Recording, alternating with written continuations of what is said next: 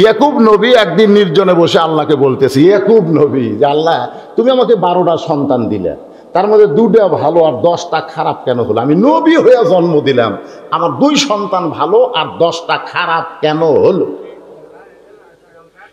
তো তখন আল্লাহ বলতেছে, ইয়াকুব তোমার 2 সন্তান ভালো, এই 2 সন্তানের মা ভালো, আর তোমার 10 সন্তান খারাপ, এই 10 সন্তানের মা খারাপ। সন্তান ভালো মন্দ এটা বাপের কারণে হয় না, সন্তান ভালো মন্দ হয় মায়ের কারণে। জোরে কোন কথা ঠিক কি না? কারণ বাবা আনন্দে মাতিয়া সাগরে ভাসাইয়া সেই যে চইলা যায় খবর লয় না, মাজন ধরিয়া উদরে কতই যতন করে, 10 মাস পরে পায় প্রসবের বেদনা, এমন দরদি ভবে কেউ হবে না আমার মা গো। সেই মা সম্পর্কে ওয়ামিলুস সালিহাত নেক আমল, আমার মায়েদের সম্পর্কে আল্লাহ কোরআনে আমল করেছেন। রে মেয়েরা তোমরা ঘরের মধ্যে থাকো, জোরে কান কোথায় থাকো? তোমরা ঘরের বাহির হইও না। কোনো প্রয়োজনে যদি ঘরের বাহির হও তাহলে হেজাব নিয়ে পর্দা নিয়ে বের হওয়া লাগবে। ওই জাহিলি যুগের মেয়েদের মতন সাজগোজ করে বের হওয়ার কোনো পারমিশন। আব্দুল কাদের জিলানী রহমতুল্লাহ আলাইহি জান্নাতুল বাকি জিয়ারত করতেছেন। মদিনার সবচাইতে বড় গোরস্থান হলো জান্নাতুল বাকি। জোরে বলেন নাম কি?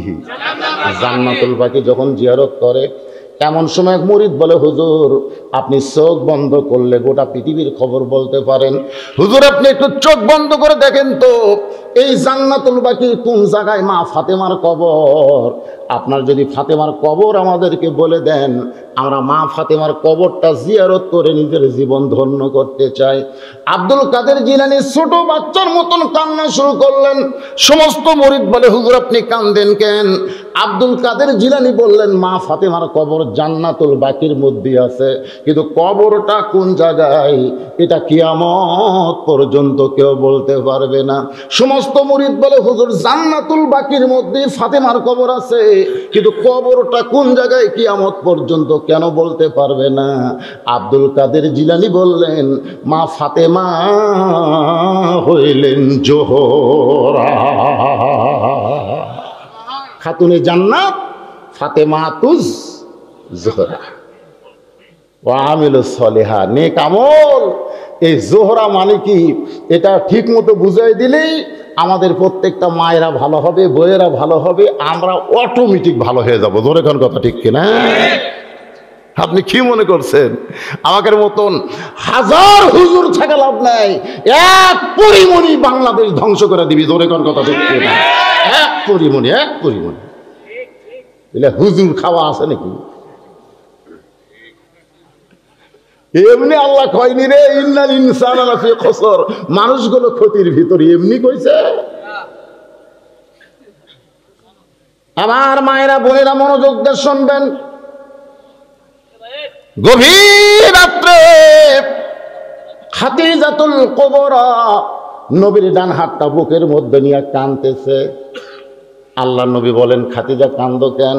বলে, হুজুর আমার 63 বছর বয়স হয়ে গেল, যে কোনো সময় আমার মৃত্যু হবে, আমার মৃত্যু হলে মৃত্যুর পরের খবর কি?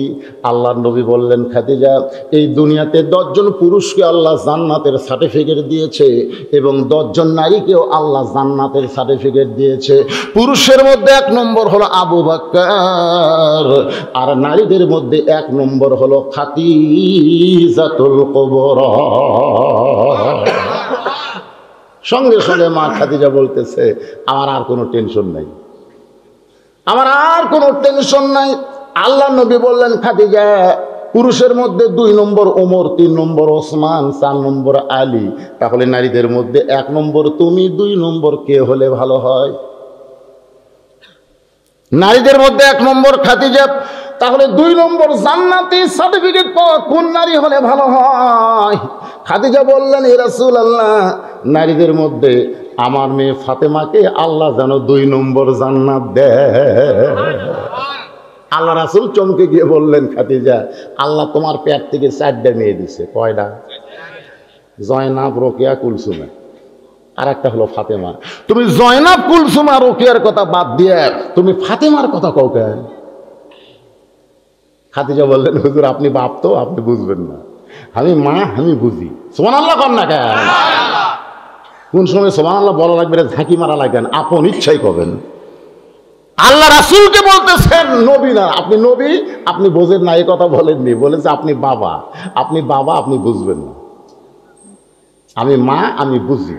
আমার 4টা মেয়ের মধ্যে ফাতেমাকে কেন 2 নম্বর জান্নাতের কথা বলতেছি, এটা আমি বুঝি বলি তো আল্লাহর কাছে চাচ্ছি। সুবহানাল্লাহ। আল্লাহ নবী বললেন, খাদিজা আপনি যতই চান আপনার ফাতেমাকে আল্লাহ 2 নম্বর জান্নাত দিবে না, আপনার ফাতেমা তো জান্নাতি নয়। খাদিজা চমকে গিয়ে নবীর মুখে হাত দেয়, বলে ইয়া রাসূলুল্লাহ, আমার ফাতেমা যদি জান্নাতি না হয় তাহলে ফাতেমার খবর কি? আল্লাহর নবী বলতেছেন, জান্নাতি নারীদের নেত্রী। সঙ্গে সঙ্গে মা খাদিজা টস করে বসে গেছে। আল্লাহ রাসূল বলে, বসলা কেন? বলে, হুজুর পাল্টা দেন, পাল্টা দেন, আমারটা ফাতেমাকে দেন, ফাতেমারটা আমাকে দেন। ফাতেমা হবে জান্নাতি নারীদের 1 নম্বর জান্নাতি, আর আমি খাদিজা হব জান্নাতি নারীদের নেত্রী। আল্লাহ নবী বলেন, খাদিজা আমি শুধু ঘোষণা করতেছি, আমি শুধু ঘোষণা করতেছি, দেওয়ার মালিককে আল্লাহ, যাকে যেইটা দেওয়া লাগবে তাকে সেইটাই দিছে। তোমার 1 নম্বর জান্নাতের সার্টিফিকেট দিয়েছে, আর ফাতেমাকে জান্নাতি নারীদের নেত্রী বানাইছে। সঙ্গে সঙ্গে খাদিজা নবীর হাতটা ধরে বলে, ইয়া রাসূলুল্লাহ, কোন আমলের কারণে আমাকে বাদ দিয়া আমার পেটের মেয়ে ফাতেমাকে আল্লাহ খাতুনে জান্নাত ডিগ্রি দিল, এটা যতক্ষণ আপনি না বলবেন ততক্ষণ আমি খাদিজা আপনার হাত ছাড়ব না। কোন আমল? এই মায়েরা, মায়েরা আপনারা একটু ভালো করে শোনেন। মা খাদিজা নবীর হাত খস করে ধরে বলতেছি, ইয়া রাসূলুল্লাহ, কোন আমলের কারণে আমাকে বাদ দিয়ে আমার পেটের মেয়ে ফাতেমাকে খাতুনে জান্নাত ডিগ্রি দিল, এটা যতক্ষণ আপনি না বলবেন আমি খাদিজা আপনার হাত ছাড়ব না। মেয়েদের জেদ কম না বেশি?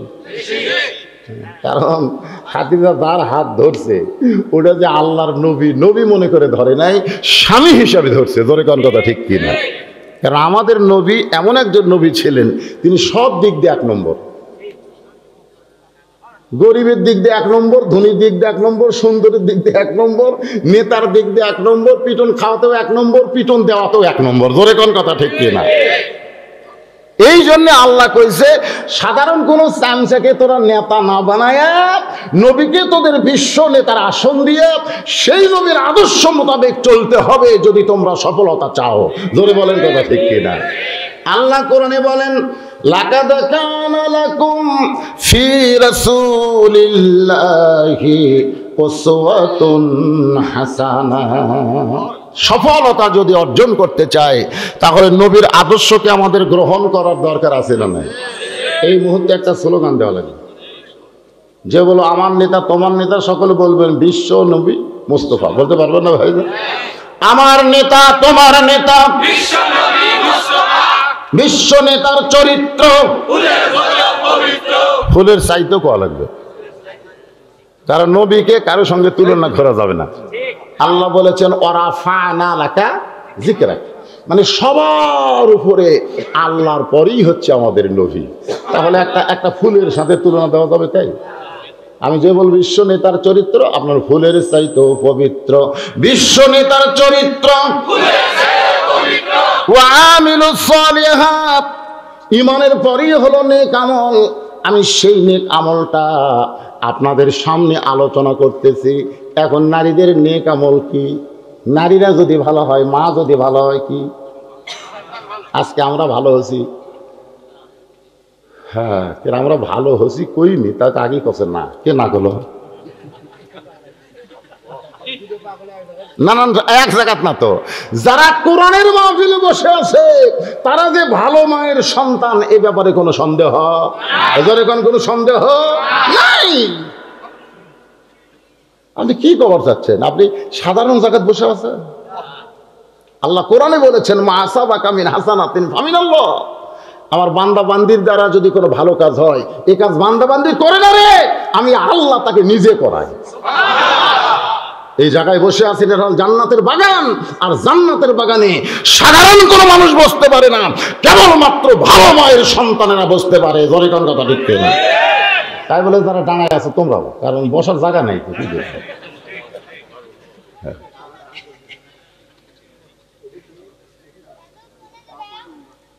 এখন সুন্দর আমল করতে গেলে সুন্দর পরিবেশ লাগবে।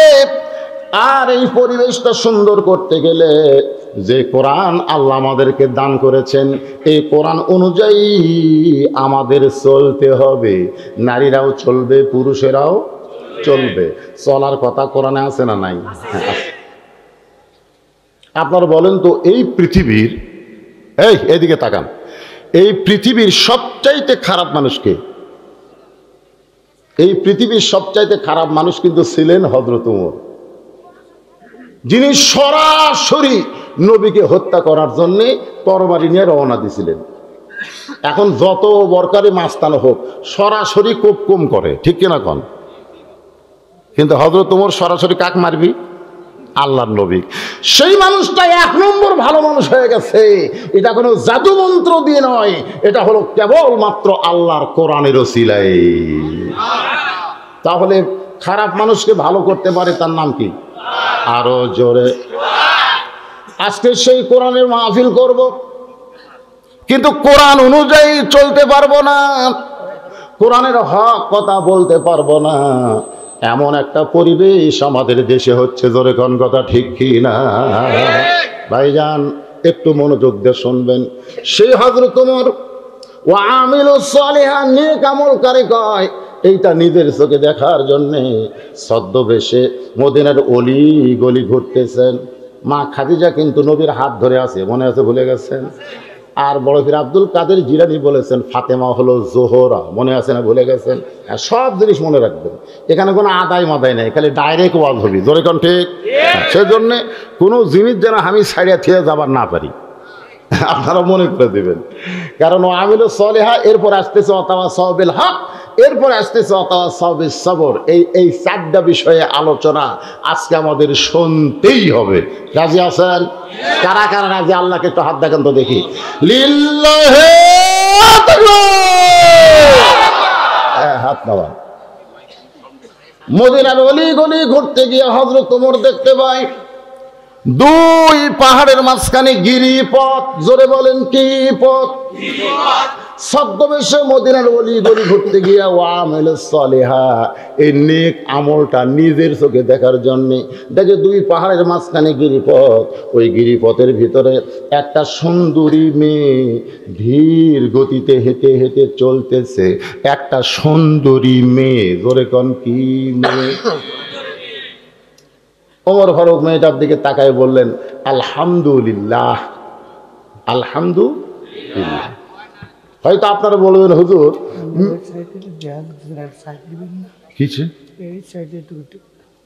এরকম করলে হবি না তো, এই যে আটো সাটো জায়গা করে এখন বক্তা বলছে, একবার সরে যাচ্ছি তো আবার কি করে।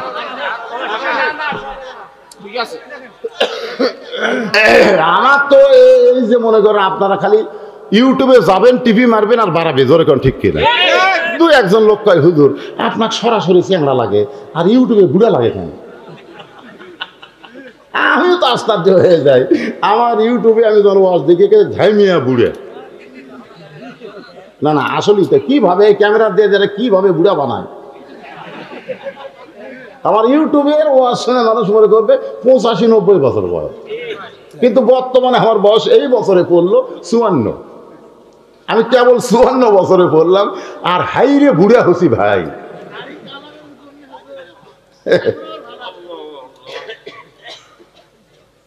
আল্লাহর বান্দার একটু মনোযোগ দিয়ে শুনবেন। ওয়া আমিলুস সালিহা, তারপরে ওয়াতাওয়াসাউ বিল হক, তারপরে ওয়াতাওয়াসাউ বিস সবর। এই 4টি আমল যদি করতে পারে, আল্লাহ বলেছে তারা ক্ষতির মধ্যে পড়বে না, তারা মরার সঙ্গে সঙ্গে জান্নাতে পৌঁছায় দেওয়া হবে। সুবহানাল্লাহ বলেন। ওমর ফারুক মেয়েটার দিকে তাকায় আল্লাহর শুকর আদায় করলেন। আপনারা বলবেন হুজুর তাহলে রাস্তা দিয়ে কোনো সুন্দরী মেয়ে গেলে আমরাও তাকায় বলবো আলহামদুলিল্লাহ। ওমর ফারুক যে মেয়েটার দিকে তাকাইছে ওই মেয়েটার চেহারা দেখে আল্লাহর শুকরিয়া আদায় করে নাই। ওই মেয়েটার আপাত মস্তক হলো আল্লাহর আইন পর্দা। আপাত মস্তক কি? পর্দা। আল্লাহর আইন পর্দা। আল্লাহর আইন পর্দা দেখে হযরত ওমর আল্লাহর প্রশংসা করলেন, আলহামদুলিল্লাহ। এটাই হলো একটা মেয়েদের জন্য সবচাইতে বড় নেক আমল হলো পর্দা। জোরে বলেন নাম কি? পর্দা। আল্লাহ রাসূল বললেন মেয়েদের মাত্র 4টা আমল। 1 নম্বর আমল হচ্ছে নামাজ পড়ো, 2 নম্বর রোজা করো, 3 নম্বর স্বামীর কথা মতো চলো, 4 নম্বর পর্দার মধ্যে থাকো। মা ফাতেমা বললেন, বাবা এই 4টা আমলের মধ্যে সবচাইতে গুরুত্বপূর্ণ আমল কোনটা? আল্লাহ রাসূল বললেন 24 ঘন্টার মধ্যে 5 বার নামাজ পড়লে নামাজের হক আদায় হবে, বছরে 1 মাস রোজা রাখলে রোজার হক আদায় হবে, স্বামী যখন কাছে থাকবে স্বামীর খেদমত করলে স্বামীর হক আদায় হবে। কিন্তু পর্দার হক কোনো নির্দিষ্ট সময়ের জন্য না, 24 ঘন্টায় পর্দার মধ্যে থাকতে হবে। মেয়েটা দেখতে কালো না খাটো এটা ব্যাপার না। মেয়েটা যদি দেখতে কালো হয়, মেয়েটা যদি দেখতে খাটো হয়, এরপরও আল্লাহর আইন পর্দা যদি মেনে চলে, আল্লাহর ইসলাম কেবলমাত্র তাদেরকে সুন্দরী বলে। আর মেয়েটা যদি পরীমণির মতো হয়, ডানা কাটা পরী, জোরে কোন কি কাটা পরী, আর সে যদি বেপর্দা হয়, তাহলে কিন্তু ভাইজান তাকে সুন্দরী বলা যাবে না। এই মুহূর্তে আমি যুবকদের বলবো, ও যুবকেরা, খালি মাত্র আগামীকালের পরের দিনই একটা দিবস আসতেছে যার নাম হলো বিশ্ব ভালোবাসা, ভ্যালেন্টাইন ডে। ঠিক কিনা বলেন? এখন তাকে ফুল কেনা শুরু হয়ে গেছে। একটা স্বামী তার বউ ফুল দিবি না, যত ফুল বিক্রি হবি প্রেমিক তার প্রেমিকক দিবি, প্রেমিকা তার প্রেমিকক দিবে। এই জন্য আমি বলি এটা ভ্যালেন্টাইন ডে নাই, লালো কাতি মাসে কুত্তা দিব। জোরে বলেন কথা ঠিক কিনা? আমি যেই বলবো পর্দানিশী নারী যারা, আপনার বলবেন বিশ্ব সুন্দরী তারা, বলতে পারবেন না? পর্দানিশী নারী যারা, আর বেপর্দা নারী যারা, বিশ্ব বেহায়া তারা। যেই বলবো বেপর্দা নারী যারা, আপনারা সকলে বলবেন বিশ্ব বেহায়া তারা। বেপর্দা নারী যারা, ওমর ফারুক মেয়েটার নিকটে গিয়ে বললেন, মা এই নির্জন পথে তুমি একা একা চলতেছো, তোমার সামনেও কোনো মানুষ নাই, পিছনেও কোনো মানুষ নাই, তোমার অন্তরে কি কোনো ভয় ডর নাই? ও আমিলুস সালিহা, সবচাইতে বড় নেক আমল হলো দুনিয়ার সব কিছুর ভয়কে বের করে দিয়া কেবলমাত্র ভয় রাখতে হবে খুব খেয়াল করবেন। ওমর ফারুক বললেন, মা তুমি একা একা এই নির্জন পথে চলতেছো, গিরিপথ, তোমার সামনেও মানুষ নাই, পেছনেও মানুষ নাই, তোমার অন্তরে কোনো ভয় ডর নাই। সঙ্গে সঙ্গে মেয়েটা বলে, পথিক তুমি হযরত ওমরকে চিনো? মেয়েটা হযরত ওমরকে বলতেছে, পথিক তুমি হযরত ওমরকে চিনো? যদি হযরত ওমরকে চিনতে এরকম বেসাইজা কথা বলতে না। ওমর ফারুক চমকে ওঠা, কয় কেরে আমি কি বেসাইজা কথা বললাম? মেয়েটা বলতেছে বেসাইজা কথা হলো, যখন হযরত ওমর কোরআন দিয়ে রাষ্ট্র চলায়, তখন প্রত্যেকটা মানুষের অন্তরে কেবলমাত্র আল্লাহ ছাড়া অন্য কারো ভয় থাকে না। কোরআন দিয়ে যখন রাষ্ট্র চলবে তখন কেবলমাত্র ভয় থাকবে কার? এই নির্জন পথে আমি একা একা চলতেছি, আমার অন্তরে কেবলমাত্র আল্লাহ ছাড়া আর কারো ভয় নাই। সেদিন ষোড়শী নির্জন পথে যাবে, বলেন সেদিন ষোড়শী নির্জন পথে যাবে, কোনো জন কটু কথা কবে না, পথে আর প্রান্তরে সম্পদের মোহে পড়ে খুন রাহাজানি হবে না। সবাই বলেন, একে জবান খুলে বলেন, যদি মেনে মেনে চলি কোরআন, যদি মেনে চলি কোরআন আর রাসূলের বিধান, সকলেই শান্তিতে থাকবে। বাংলার আকাশে কলেমার পতাকা যেদিন উড়বে। একটা লোক কিছু কয় না রে, এটা কি গোরস্থান নাকি রে বারে? এই কথা কর না কেন? যে কোরআনের ওয়াজ শুনতেছেন সেই কোরআন দিয়ে বাংলাদেশ চলুক, এটা আমরা চাই না। যেরকম চাই কি চাই না? মান সাআলাল্লাহু তাআলা আশ-শাহাদাতা বিসিদকিন বাল্লাগাহুল্লাহু মানাজিলা শুহাদা ওয়া মাতা আলা ফিরাশিহি, রাওয়াহুল বুখারী কিতাবুল মাগাজি।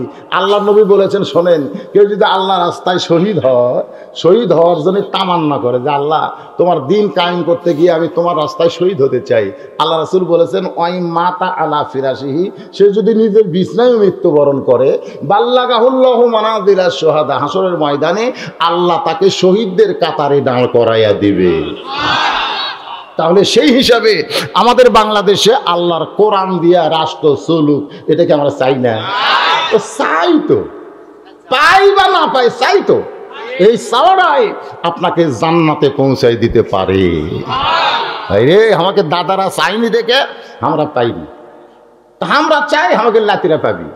তোর এখন কথা ঠিক কি না? খালি ওয়াজ শুনবেন, খালি কোরআনের ওয়াজ শুনবেন। বাস্তব কোরআনটা কত সুন্দর। হযরত ওমর ফারুক বললেন, মা তুমি যে ধীর গতিতে চলতেছো, আমার মনে হয় তোমার ভিতরে কোনো দুঃখ লুকে আছে। তুমি একজন দুঃখী মেয়ে। মেয়েটা বলে, পথিক আমি আসলেই একজন দুঃখী মেয়ে। আজকে 6 দিন হলে হযরত ওমরকে আমি খুঁজে বেড়া। মেয়েটা বলতে যে হযরত ওমরকে, পথিক আসলে আমি একজন দুঃখী মেয়ে, আজকে 6 দিন হলে হযরত ওমরকে আমি খুঁজে বেড়াই। ওমর ফারুক বলতেছে, মা তুমি কি জানো না, ওমর ফারুক হলো অর্ধ পৃথিবীর খলিফা, অর্ধ পৃথিবীর রাষ্ট্রনায়ক। তুমি 2 পাহাড়ের মাঝখানে কেন খুঁজতেছ? উট দুম্বা যদি মানুষের হেরায়, তাহলে 2 পাহাড়ের মাঝখানে খোঁজে। ওমর ফারুক কি উট দুম্বা নাকি যে 2 পাহাড়ের মাঝখানে থেকে খুঁজতেছো? ওমরকে যদি পাবার চাও তাহলে বঙ্গভবনে যাও, গণভবনে যাও, সংসদ ভবনে যাও, রাষ্ট্রীয় ভবনে যাও। ওই ভবনের মধ্যে গেলে ওমরকে পাবে। এই 2 পাহাড়ের মাঝখানে ওমরকে তুমি কোনোদিন খুঁজে পাবে না। মেয়েটা বলে, ফতিক রে, যেদিন কোরআন দিয়ে রাষ্ট্র চলবে সেদিন নেতা খোঁজার জন্য বঙ্গভবনে যাওয়া লাগবে না, বরং নেতারাই দুঃখী মানুষকে খুঁজে বেড়াবে। এই কোরআন দিয়ে যেদিন রাষ্ট্র চলবে সেদিন নেতা খোঁজা লাগবে না রে, নেতারাই খুঁজবে। আজকে আমাদের বাংলাদেশে কখন খোঁজে? আমার এলাকার এক চেয়ারম্যান প্রার্থী গাড়ি নিয়ে যাচ্ছে, যাওয়ার সময় দেখে রাস্তা দেখ ফকির আসতেছে। তো ড্রাইভারকে বলতেছে গাড়ি থামা। তো ড্রাইভার বলতেছে, স্যার এখানে কোনো মানুষ নাই তো, গাড়ি থামানোর কি দরকার? বলে, দেখতেছিস না আসতেছে, এটা ফকির, এটা মানুষ তাই, এটা ফকির। চেয়ারম্যান কেন পাগলা, ভোটের আগে ফকিরও যা মানুষও তাই, থামা। তো গাড়ি ব্রেক করে থামাচ্ছে। চেয়ারম্যান সাহেব নামে ফকিরকে সালাম দেয়, আসসালামু আলাইকুম চাচা, কেমন আছেন? ফকির খালি চারিদিকে তাকায়, চারিদিকে। চেয়ারম্যান সাহেব বলে, চাচা কোন দিকে দেখেন? বলে, বাবা এখানে তো কোনো মানুষ নাই, তুমি কাক সালাম দিলে? তোকে চাচা আপনাকে দিলাম, কারণ ভিক্ষা করে খাই বাবার, আমার দিয়ে লাভ কি? বলে, সামনে নির্বাচন আছে চাচা। হায় হায় হায় রে। আমি বলি, যারা চেয়ারম্যান মেম্বারে দাঁড়াইছিলেন, আপনাদের এলাকায় ভোট হয়ে গেছে, ভোটের আগে যেমন জনগণের বাড়িতে বাড়িতে গেছেন, ভোটের পরে নেতা হয়ে ওই একই চরিত্র ধরে রাখেন। আপনাকে আর কোনোদিন ক্যানভাস করা লাগবে না, যতদিন বাঁচবেন জনগণ আপনাকে নেতা বানাবে। জনগণ কথা বলছে, কারণ জনগণ কি চায়? আপনাকে টাকা চায়। আপনি ভোটের আগে যে হারে সালাম মারছেন, ভোটের পরে চেয়ারম্যান হয়ে গেছেন একই হারে মারেন, কিন্তু তা তো মারবি না। এখন চেয়ারম্যান আর কথাই কবি না, এখন ভোটাররা সালাম দিবে, আসসালামু আলাইকুম চেয়ারম্যান সাহেব, চেয়ারম্যান খালি মাথা ঝোঁকাবে, একটা উত্তর দিবি না। জনগণ বলবে, চেয়ারম্যান মাথা ঝোঁকান কেন? মেলা দিছি, অনেক দিছি, আর দেবো না।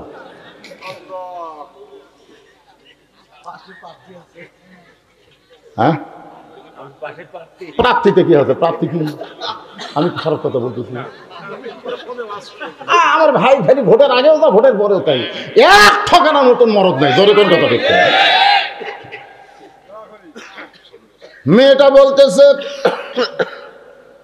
ঠিক উমর খুঁজতে আমাকে যাওয়া লাগবে না, আমার বিশ্বাস 6 দিন হলে 2 পাহাড়ের মাঝখানে খুঁজতেছি, আর 1-8 দিনের ভিতরেই আমি পেয়ে যাব ইনশাআল্লাহ। আপনারা বলেন তো মেয়েটা পাশে কি পায়নি? আরে উমর ফারুক বললেন, মা আল্লাহ তোমার ঈমানকে বিজয় দিছে। তোমার ঈমান বলতেছে 6 দিন হলে খুঁজতেছি আর 1-8 দিনের মধ্যেই পেয়ে যাব। আল্লাহ তোমার ঈমানকে বিজয় দিয়েছে। মেয়েটা বোরকার ভিতর থেকে চুমগোটে বলতেছে, তাহলে আপনি কে? তাহলে আপনি কে? ওমর ফারুক বললেন, মা তুমি যারে 6 দিন হলে খুঁজতেছো, আমি হইলাম সেই ওমর। ও আমিলুস সলিহা, নেক আমল কারে কয়? নেক আমল খালি মসজিদের মধ্যে নাই, নেক আমল চেয়ারম্যান নেতাকের মধ্যে আছে না নাই? ধরে তোর আছে না না? হ্যাঁ, আল্লাহর বান্দা হযরত ওমর মেয়েটার মুখের দিকে, বোরকার দিকে তাকায় আছে, মানে যা দেখা যায় সেই দিকে তাকায় আছে। মেয়েটা বলতেছি, আমির আল মুমিনিন, আপনি যদি অর্ধ পৃথিবীর খলিফা হযরত ওমর হন, তাহলে চোরের মতন একা একা কেন ঘুরতেছেন? আপনি যে চোরের মতন, জোরে কন কার মতো? আপনার আশেপাশে যে একটা চামচেও নাই। না না, একটা চেয়ারম্যান যখন ঘরে, চৌকিদার থাকে কি থাকে না? ঘরে তখন থাকে কি থাকে না? একটা উপজেলা চেয়ারম্যান যখন ঘরে, তখন পুলিশ থাকে রে ভাই। আর এমপি যখন ঘরে, সামনে গাড়ি পিছনে গাড়ি, মাঝখানতে এমপির গাড়ি। জোরে কার কথা ঠিক কি না? তাহলে আপনি অর্ধ পৃথিবীর খলিফা, এ তুইয়া মুয়া বাংলাদেশের প্রধানমন্ত্রী না, অর্ধ পৃথিবীর খলিফা। তাহলে আপনার কোন চামচে নাই? আপনি যে একা একা ঘুরতেছেন, সঙ্গে সঙ্গে হযরত ওমর চোখের পানি বের করে বলতেছেন, ইন্নামাল মুমিনুনা আল্লাযীনা ইযা যুকিরাল্লাহু ওয়াজিলাত কুলুবুহুম ওয়া ইযা তুলিয়াত আলাইহিম আয়াতুহু যাদাতুহুম ঈমানা ওয়া আলা রাব্বিহিম ইয়াতাওয়াক্কালুন। সবচাইতে বড় আমল হলো ওয়া আলা রাব্বিহিম ইয়াতাওয়াক্কালুন। ভরসা করতে হবে কার উপর? আরো জোরে বলেন। বর্তমান সরকারের পক্ষ থেকে ঘোষণা করা হচ্ছে, ডিটল সাবান দিয়ে হাত দাও, স্যাভলন দিয়ে হাত দাও, লাইফ বয় দিয়ে হাত দাও, ঘন ঘন হাত দাও, করোনা ধরবে না। কিন্তু বাজান সরকার এই ডিটল, লাইফ বয়, করোনার অ্যাডভার্টাইজ না করে যদি বলতো দৈনিক 5 ওয়াক্ত নামাজ ওযু করে আদায় করো, করোনার বাপও তোমাদের ধারে যাবার পারবে না। বলে কথা ঠিক কিনা?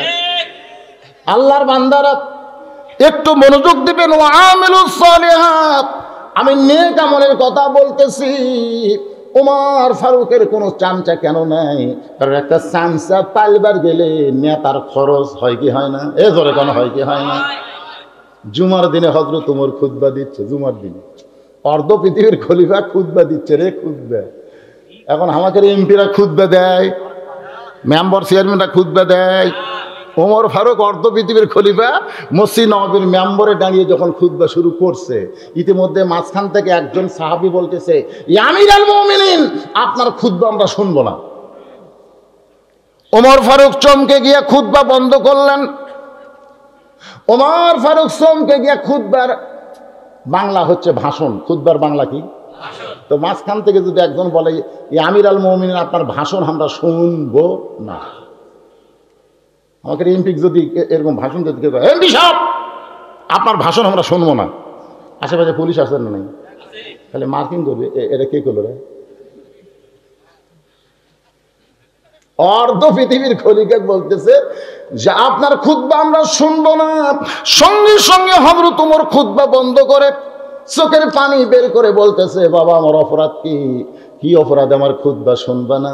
বলে, আমাদেরকে খাটো পাঞ্জাবি দিয়া আপনি লম্বা জুব্বা পরে খুতবা দিচ্ছেন।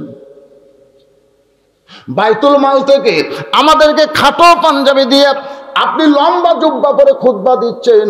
যতক্ষণ লম্বা জুব্বার কাহিনী না বলবেন, আমরা খাটো আপনি লম্বা পড়ছেন, ততক্ষণ পর্যন্ত আপনার খুতবা আমরা শুনব। সবাই খালি মাথা নিচু করে চিন্তা করে, কি রে, আল্লাহ রাসূল বলেছেন যে রাস্তা দিয়ে ওমর যায়, ওই রাস্তা দিয়ে শয়তান পর্যন্ত যাইতে ভয় করে। সেই উমরও আটকে দিছে, ভাষণ আটকে দিছে, লম্বা পাঞ্জাবি গাওয়াত দিছে। এমন সময় আব্দুল্লাহ ইবনে ওমর 6 লক্ষ হাদিসের হাফেজ, সুবহানাল্লাহ, ওই লোকটার কাছে গিয়ে দাঁড়াইছে, যে লোকটা ওমর ফারুকের খুতবা আটকায় দিছে, সেই লোকটার কাছে গিয়ে বলতেছে, আমি তোমার সাথে যোগ দিলাম। সুবহানাল্লাহ কবেন না? আমি তোমার সাথে যোগ দিলাম। আসলেই তো তাই। তোমাদেরকে খাটো পাঞ্জাবি দিয়ে আমার বাবা লম্বা জুব্বা করে খুতবা দিবে, এইটা তো ইসলাম পছন্দ করে না। ওমর ফারুক বললেন, আব্দুল্লাহ, আমি লম্বা জুব্বা পরে খুতবা দিচ্ছি, এটা দুনিয়ার কেউ না জানলেও তো তুমি জানো, তাহলে আমার পক্ষে না দাঁড়ায়া তুমি ওই পক্ষে কেন দাঁড়াইছো? আব্দুল্লাহ বলতেছে, তাহলে আপনি আমারে উকিল নিয়োগ দেন। সুবহানাল্লাহ করেন। তাহলে আপনি আমাকে উকিল বানান। ওমর ফারুক বলে, আব্দুল্লাহ, তোমার উকিল নিয়োগ দেওয়া হলো। এবার হযরত আব্দুল্লাহ ইবনে ওমর বাবার পাশে দাঁড়ায় বলে, রে নবীর সাহাবীরা, তোমরা খাটো পাঞ্জাবি হলেও তো নতুন পাঞ্জাবি পরে নামাজ পড়তেইছো, আমার পরনের দিকে তাকায় দেখো, আমার পরনে কিন্তু নতুন কোনো জামা নাই। সমস্ত সাহাবীরা বলে, আব্দুল্লাহ, আজকে জুমার দিনে সবাই নতুন জামা পরে নামাজ পড়তে আইছে, অথচ তোমার পরনে নতুন জামা কেন নাই? আব্দুল্লাহ বলতেছে, এই ব্যক্তির জন্য। বাবার দিকে আঙ্গুল তুলে বলতেছে, এই ব্যক্তির জন্যই আমার পরনে নতুন জামা হয় নাই। কারণ আমি আব্দুল্লাহ যখন ঘুমাইছিলাম গভীর রাত্রে, আমার বাবা হযরত ওমর একটা পাঞ্জাবি নিয়ে আমার দরজায় ডাকতেছে, মাইকের সামনে একটু চঞ্চন করতেছে, আব্দুল্লাহ, আব্দুল্লাহ, আব্দুল্লাহ বলে ডাকতেছে। আমি আব্দুল্লাহ চমকে গিয়ে দরজা খুলে তাকায় দেখি আমার বাবা একটা পাঞ্জাবি নিয়ে দাঁড়ায় আছে। আমি দৌড়ে এসে বললাম, বাবা, বাইতুল মাল থেকে একটা পাঞ্জাবি আমারে দিছে, আর একটা গভীর রাত্রে আপনি আমাকে দিয়ে বেড়াইছেন। খুশি যে একটা তো পাচ্ছি, আর একটা আব্বা দিয়ে বেড়াচ্ছে, লোক লোক করে, বগুড়ার ভাষা হলো লোক লোক, চুপি চুপি দিয়ে বেড়াইছে। সঙ্গে সঙ্গে হযরত ওমর আল্লাহর কোরআন থেকে বললেন, ইন্নাল্লাহা ইয়ামুরুকুম আন তুআদ্দুল আমানাতি ইলা আহলিহা ওয়া ইযা হাকামতুম বাইনান নাস আন তাহকুমু বিল আদল। লিল্লাহি তাকবীর। ওমর ফারুক আব্দুল্লাহ বেটাকে বুঝাচ্ছে, এই বেটা, এই গোটা মুসলমানের আমানত, জনগণের আমানত আল্লাহ আমাকে দিয়েছে, তুই একটা পাঞ্জাবি পাইছিস, আর একটা আমি তোমার কাছে দিবে রাইছি। ওয়াইযা হাকামতুম বাইনান নাস, যখন কাউকে ভোট দিয়ে চেয়ারম্যান করা হয়, এমপি করা হয়, মানুষের মধ্যে তাকে হাকিম বানানো হয়, তাকে নিজের ইচ্ছা মতো চললে হবে না, আল্লাহর কোরআন অনুযায়ী চলা লাগবে। জোরে কোন কথা ঠিক? ও আমিলু সালেহাত, নেক আমল কারে কয় বাজান, একটু মনোযোগ দিয়ে শোনো। 4 বছর হলে 5 বছর হলে আমের বাগান করছে আমাকে এলাকায়, ন্যাংরাম, শুনতে খারাপ লাগে, খেতে ভালো। ন্যাংরা একটা আমের নাম হলো, খেতে ভালো না? আপনার ন্যাংরাম খান নাই? 4 বছর পরে জ্যৈষ্ঠ মাসে আম পাকছে কিনা দেখার জন্য বাগানের মালিক গেছে, গিয়ে দেখে ছোট্ট একটা ছেলে গাছের ডালে বসে আম পাড়তেছে আর ব্যাগের মধ্যে তুলতেছে। বাগানের মালিক কষ্ট পায়া বলে, ভাই রে, আমি খাই নাই, আমার বাড়ির পরিবারের কেউ খাই নাই, আর তুই আমার গাছে চড়ে আম পাড়তেছিস, তোর বাপকে গিয়ে বিচার দেব, তোর বাপকে গিয়ে বিচার দেব। ছেলে খালি মুচকি মুচকি হাসে। বাগানের মালিক বলে, হাসিস কেন? তোর বাপকে গিয়ে বিচার দেব। ছেলে বলতেছে, আমার বাপকে কোথায় গিয়ে বিচার দিবেন? আমার বাবাও আর এক গাছও চড়িছে। আমার বাপকে কোথায় গিয়ে বিচার দিবেন? আমার বাবাও তো আর এক গাছও চড়ছে। তাকায় দেখে ওর বাপ খালি আম পাড়তেছে আর বস্তা ভরায়। বাগানের মালিক গাছের নিচে বসে বলে, আল্লাহ বিচার দিমো কার কাছে? বেটাও চোর, বাপও চোর। আজকে আমাদের বাংলাদেশে বিচার দিব কার কাছে? জোরে কর কথা, ঠিক কথা কর না কেন ভাই রে? কাকে বিচার দিবে? আল্লাহর কাছে। আল্লাহর বিচার কি তাড়াতাড়ি? ভাই রে, আল্লাহর বিচার ভাই রে আদা মুড়া শুট হয়ে যাবি। জোরে কোন কথা, ঠিক কি না? আসলেই তাই, যার কেউ নাই তার কে আছে? সুবহানাল্লাহ। এটার নামই হলো ঈমান। এটার নাম কি? এটার নাম হলো ঈমান। কিন্তু আল্লাহ তো আছে। আল্লাহর কোরআনের আইনটা সমাজের মধ্যে চালু করতে গিয়া আমাদেরকে ঐক্যবদ্ধ হয়ে কাজ করা লাগবে। এটার নাম হলো আমিলুস সলিহাত, এটার নামই হলো নেক আমল। আব্দুল্লাহ বলতেছে, রে নবীর সাহাবীরা, আমার বাবা আমাকে বলে, বাজান এই পাঞ্জাবি আমার ভাগে পড়েছে, এই খাটো পাঞ্জাবি গায়ে আমি জুমার নামাজ পড়াতে গেলে কেমন লাগবে? তাই তুই যে পাঞ্জাবি পাইছিস বাজান, সেই পাঞ্জাবি আল্লাহর হস্তে আমাকে দান করে দে। আব্দুল্লাহ বলে, রে নবীর সাহাবীরা, আমার পাঞ্জাবি আমার বাবাকে দান করার পরে বাবা সারা রাত ধরে আমার পাঞ্জাবি আর তার পাঞ্জাবি একত্র করে এই লম্বা জুব্বা পরে তোমাদের সামনে খুতবা দেয়। এখন বলো খুতবা শোনা যায় কি যায় না? সমস্ত সাহাবীরা কান্দের বলে, ওয়ামিলুস সলিহাত, এরই নাম হইল নেক আমল। ওমর ফারুক বলে, মা 6 দিন হলে আমারে খুঁজতেছো, তুমি একজন দুঃখী নারী, কি দুঃখ তোমার মনে? এই দুঃখের কথা কি আমাকে বলবা না? মেয়েটা বলতেছে, আমিরুল মুমিনিন, আমার জীবনের সবচাইতে বড় দুঃখ হলো আমি 6 বছর বয়সে ঈমান গ্রহণ করেছি। খুব খেয়াল করবেন, 6 বছর বয়সে ঈমান কি করছি? 6 বছর বয়সে ঈমান গ্রহণ করেছি। শুধুমাত্র ঈমান গ্রহণ করার অপরাধে আমাকে 12 বছর জেলখানায় বন্দি জীবন কাটাতে হয়েছে। তার মানে বোঝা গেল, চোর ডাকাত করে জেলখানায় যায় না, ভালো মানুষও জেলখানায় যায়। জোরে কোন কথা, ঠিক কি না? মেয়েটা বলতেছে, আমার জীবনের সবচেয়ে বড় অপরাধ হলো আমি 6 বছর বয়সে ঈমান গ্রহণ করেছি। ঈমানের কলেমা পড়লে তার কোনো অসুবিধা হবে না। কেউ যদি বলে লা ইলাহা ইল্লাল্লাহ, লা ইলাহা ইল্লাল্লাহ, লা ইলাহা ইল্লাল্লাহ, কিচ্ছু হবে না, হবে। কিন্তু যদি লা ইলাহা ইল্লাল্লাহ শুধু মুখে পড়ে, তাসদিক বিল জানান, আমল বিল আরকান, এদের জন্যই অসুবিধা আছে না নাই? মেয়েটা ঈমানের কলেমা পড়িছে না গ্রহণ করিছে? হ্যাঁ, গ্রহণ। যুদ্ধের সময় আমাদের এলাকার অনেক হিন্দুরা কলমা পড়ছিল। আমার এলাকার আমার এক দাদা ছিল, শঙ্কর দাদা, আমরা সবাই তাকে দাদা বলে ডাকতাম। মাঝে মধ্যে শঙ্কর দাদা আমাকে বলতো, ও হুজুর, মুসলমানের খবর কি? আমি কইতাম, দাদা আপনি হিন্দু মানুষ, আপনি মুসলমানের খবর চান কেন? কই, মুসলমানের কলমার দাম আছে রে, মুসলমানের কলমার দাম আছে। আমি বললাম, আপনি হিন্দু হয়ে কলমার দাম কেমনে বোঝেন? কই, যুদ্ধের সময় বুঝেছি ভাই, যুদ্ধের সময় বুঝেছি রে। এই পাঞ্জাবিরা যখনই আসতো আমাকে জিজ্ঞেস করতো, তুমি কোন হো? তা আমি কইলাম, হাম মুসলমান। কলমা বাতাও, লা ইলাহা ইল্লাল্লাহ মুহাম্মাদ রাসূলুল্লাহ। বিলকুল ঠিক হয়। ওই যুদ্ধের 9 মাস তোরা কি কলমা পড়ছো, তার চাইতে 10 গুণ বেশি আমরা কলমা পড়ছি। দেখছেন, যুদ্ধ যেই শেষ হয়ে গেছে আর কলমা নাই।